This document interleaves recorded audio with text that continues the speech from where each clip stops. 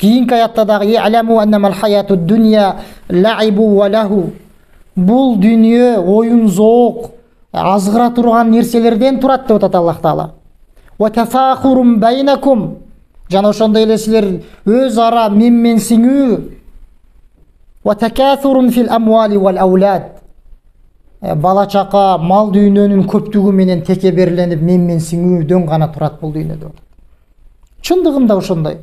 Баарыбыздын акыбалыбызды карап көрө турган болсок, мына ушундай. Дүние бизди ушинтип эле азгырып жүрөт.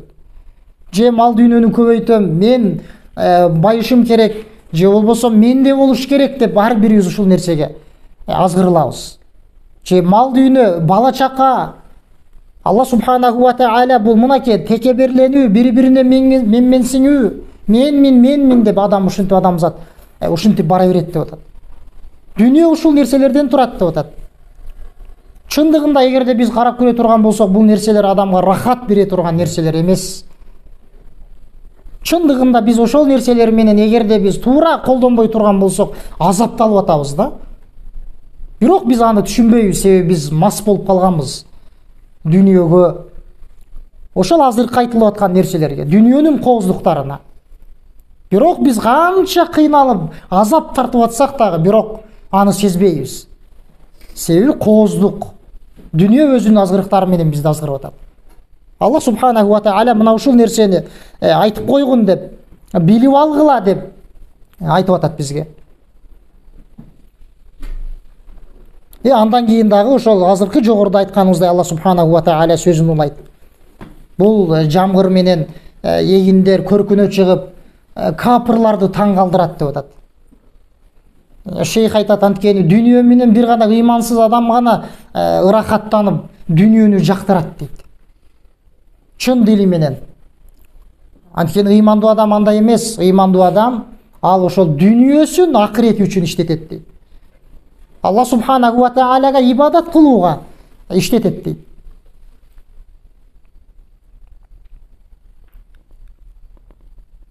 Аяттын уландышында "Сумма яхижу фатараху мусфара сумма якуну хутама ва фил ахирати азабун шадид ва магфиратун миналлахи ва ридван ва мал хаятуд дунья илля матаул гурур". Карасаңыздар, дүниөнү ушундай бир эгинге окшотуп атат. Ал эгин өзүнүн көркүнө келет, андан кийин саргарат, саргайып, андан кийин карасаң, кургап калган бир чөпкө, бир ушундай бир нерсеге айланат деп атат. Ал жок болот бат эле деп атат. Бирок адам азгырылат деп атат. Сумма якуну хутама, ал жок болот кургап. Эми айтып атат, "Ва фил ахирати азабун шадид". Акыретте катуу азап бар дейт. Шейх айткандай, кимге ал азап? Ал азап бул дүниөнү акыреттен алдын койгон адам үчүн дейт. Эң биринчи ыймансыздарга.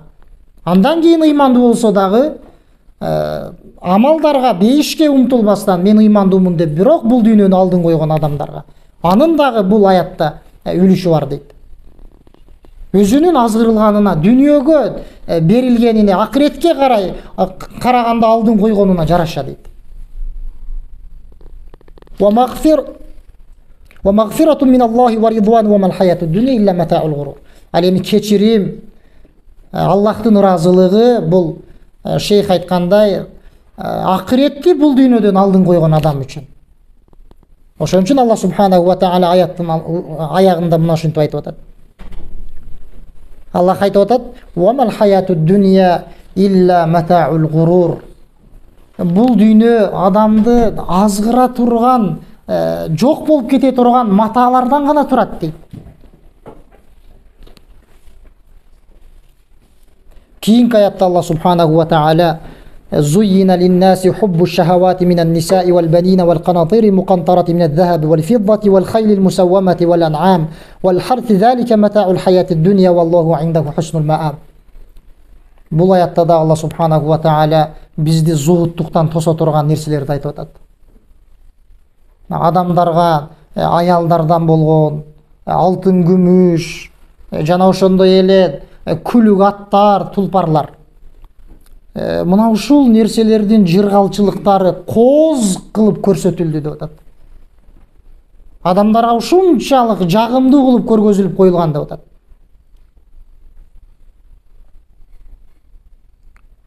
вал ан'ам вал харс, егин тигин, малдар, мал чарба, бүт мына ушулардын бардыгы адамга кооз болуп жагымдуу кылып көргөзүлгөн дейт. Эмне үчүн? Айтканыбыздай, биз сыналышыбыз үчүн. Алла субханаху ва тааля, алымдар айткандай, бул дүйнөнүн баарын биз үчүн жараткан. Адам баласы үчүн. Бардык нерсени адам баласы үчүн жараткан. Бирок кээ бир нерселерди бизге сыноо катарында коюп койду.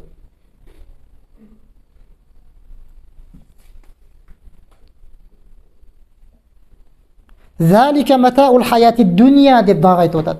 Бул азыркы айтылган аял, алтын, күмүш, булардын бардыгы бул дүйнөнүн гана зыйнаттары деп атат. Эч кандай акыретте бизди зухуттуктан тоса турган нерселер мына ушул нерселер.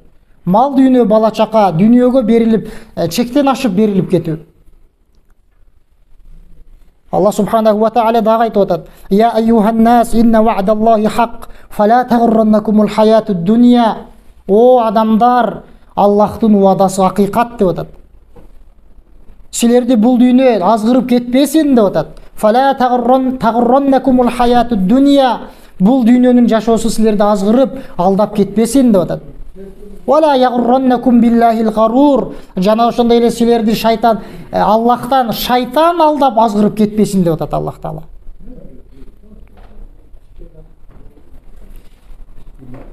Дагы Аллах субханаху ва тааля айтат Такасур сүрөсүндө: Алхакумут такасур. Силерди мал дүйнөнү көбөйтүү, байлыкты көбөйтүү, силерди көбөйтүп мына ушул нерселер менен алек болуп жүрүү силерди азгырып койду дейт. Акыреттен, Аллахтан, динден силерди алаксытып койду дейт. Силер кабырга барганыңарга чейин дейт. Хатта зуртумул макабир. Калла сауфа та'ламун дейт Аллах Таала. Жок. Бул андай нерсе эмес деп атат Аллах Таала. Сауфа та'ламун. Бул нерсени силер жакында билип аласыңар деп атат. Андай нерсе эмес экен деген.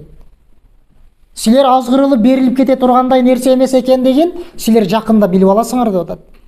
Сумма калла сауфа та'ламун. Дагы бир ирет жок деп атат Аллах Таала.